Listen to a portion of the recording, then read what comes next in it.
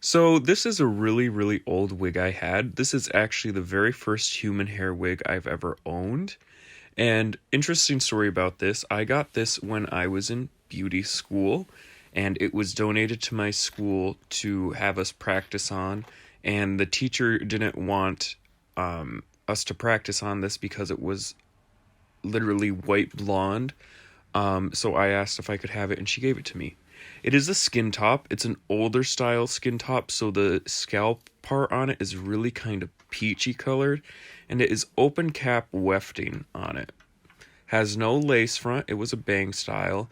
And as you can see, this is a really, really thin wig. A lot of the wefts have started to come apart. This wig really wasn't worn very much. It didn't get a lot of use. It's just been kind of sitting.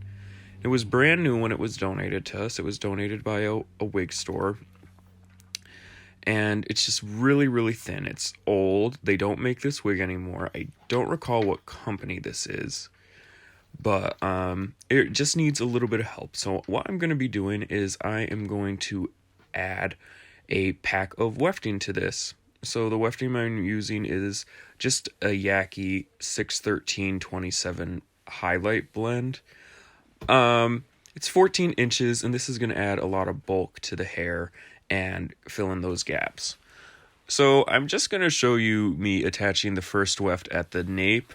I use a regular closed blanket stitch for this. I'm going to make a video on how to do a blanket stitch a little bit later so that you guys can all know how to do this, but it's just a regular closed blanket stitch. I have this footage of me doing this first weft, but I actually, when I'm doing the full wig, I usually set the mannequin head in my lap and find that I'm able to sew much faster, easier, and more comfortably by doing it that way. However, it's really hard to film with the block in my lap, so this is the first weft getting sewn on in a standing position. Takes me about 5 to 10 minutes to add each weft by hand. I do hand sewn when I am working with open cap wefting. Sometimes I'll use a sewing machine if I'm doing a closed cap. So there it is.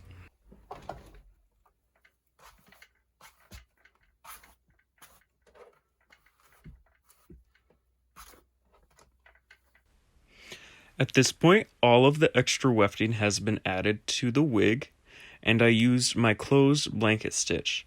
I'm going to lift some of the hair so you can see some of the wefting that's been added.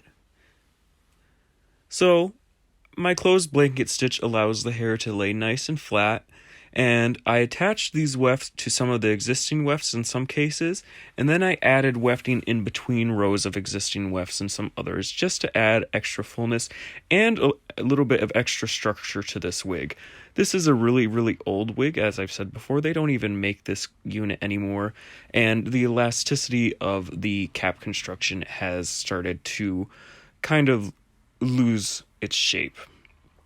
So by sewing the wefts in between existing wefts, it helps to add some structure back to the unit. So I'm going to remove a little bit of extra bulk from this new hair that I've added. This was Yaki hair, so Yaki hair is quite bulky. And all I'm going to do is I'm going to separate it weft by weft from what I added and use my razor comb just to take some of that bulk off about 8 inches down the weft, just to give the ends a little bit more movement. And as I've said a million times before, remove some of that extra bulk. I'm going to do that to the top layer as well, and then add a little bit more face framing around the sides.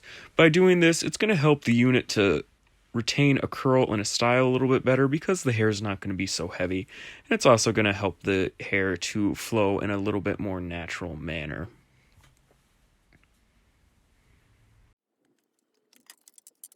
Alright, to finish this off, I'm just going to curl the entire wig using, I believe it's a 1¼ inch spring barrel curling iron. Nothing too exciting. I'm just going to curl all of the unit, let them sit for a little bit, and brush them out.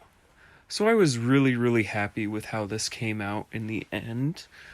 The hair that I had added, the wefting, I had pre-toned. I had purple shampooed it, so you can see that the 613 highlights in it are really, really quite silvery.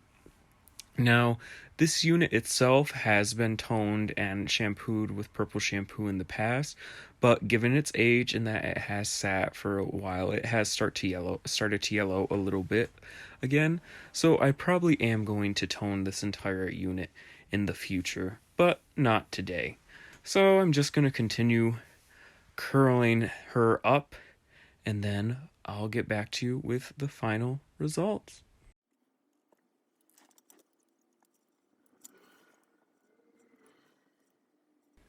Okay, and here we have the final results.